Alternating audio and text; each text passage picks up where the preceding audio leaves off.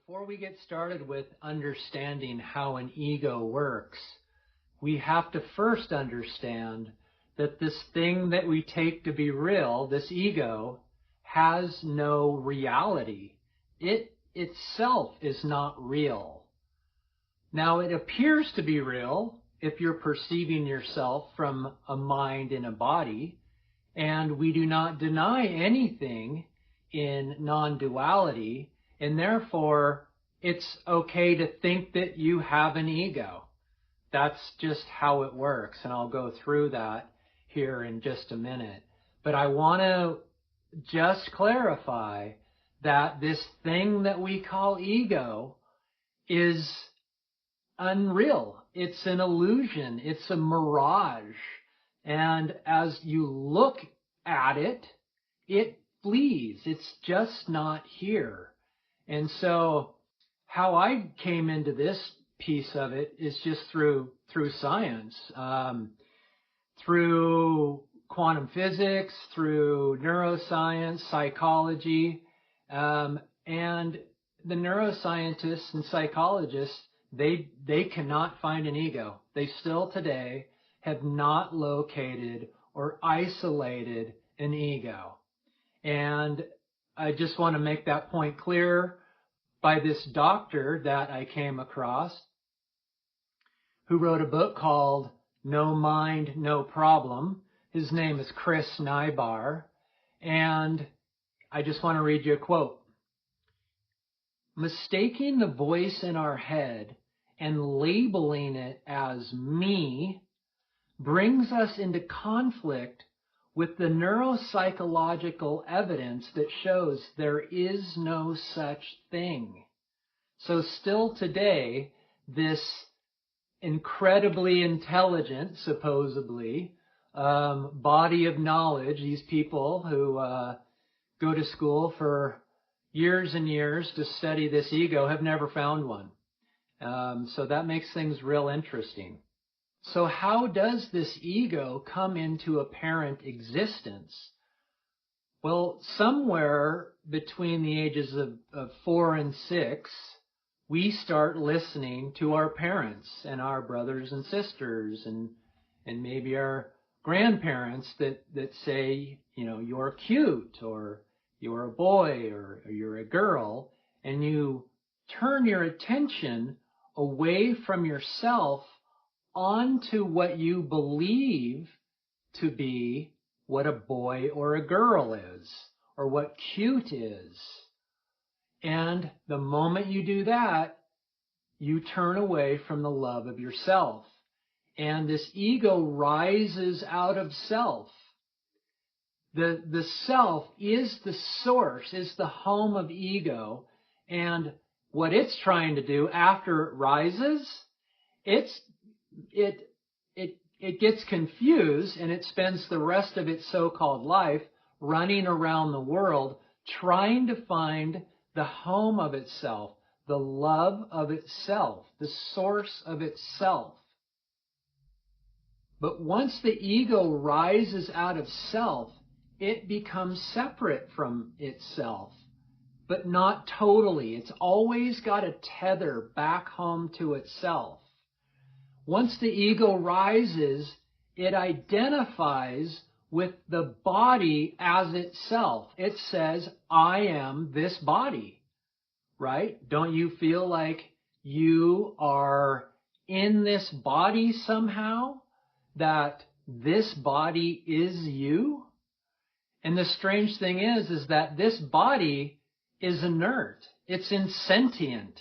And yet we think that our self, our consciousness, arises out of this inert body, and it's completely opposite than that.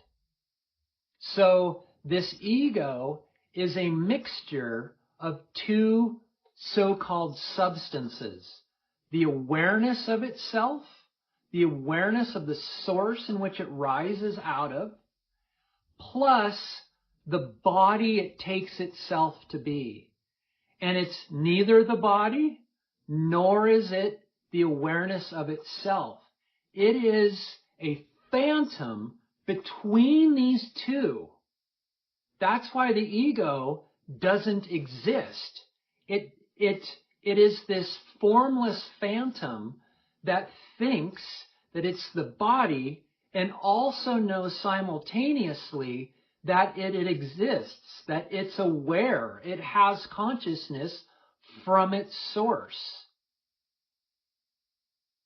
And once it's here, it now navigates the world thinking that it can find the home of itself out here in the manifestation, when all it really has to do is turn 180 degrees and go home to the love of itself. The other phenomena that arises when ego comes into apparent existence, because it thinks it's a body, that it's a form, that it's an object, then everything else that it perceives is also an object. That's why when you look out into the world, all you see from an egoic mindset is other objects and people, which are also objects, that need to be manipulated in some form or fashion and moved through so that we can survive life, so that we don't die. We've got to manipulate this three-dimensional substance that we believe this world and this universe to be. This drives separation.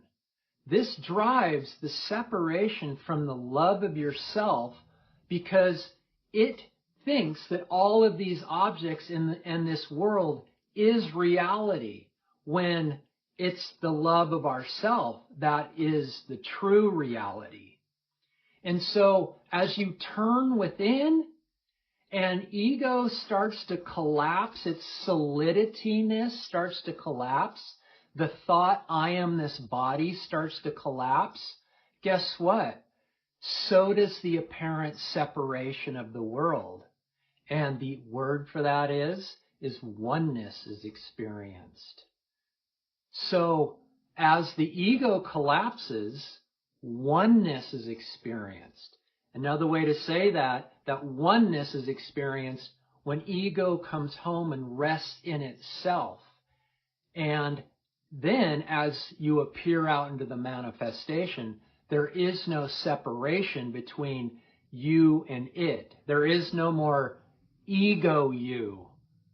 There's only self manifesting as the apparent many that is perceived. Ramana Maharshi had a beautiful quote on this. For those of you who do not know Ramana Maharshi, he was a 20th century sage that wrote some of the most profound knowledge and wisdom that I've come across. But in one of his texts called Ulladu, Narpadu, which is 40 verses on that which exists, number 26, it states, when the ego comes into existence, everything comes into existence. When the ego ceases to exist, everything ceases to exist. Therefore, by giving up the ego, you give up everything. I did the air quotes and thing because as the ego comes into existence, the manifestation becomes a thing of objects. And as you turn within and you reside in self, the things die down and go to zero. And therefore there's no more things. There's just the oneness of yourself. And therefore when you give up the ego, you give up everything. Another way to say that is, when you give up separation and all of the suffering that arises out of feeling separate, you come home to the unity and oneness of happiness and peace and love. And this is why I'm saying that the ego doesn't exist. It apparently exists. We can acknowledge that it apparently exists. But the moment you turn within, you turn inward, you will see that this ego is a phantom. It's a ghost. And what remains after that ghost disappears? The beautiful wholeness and unity of yourself.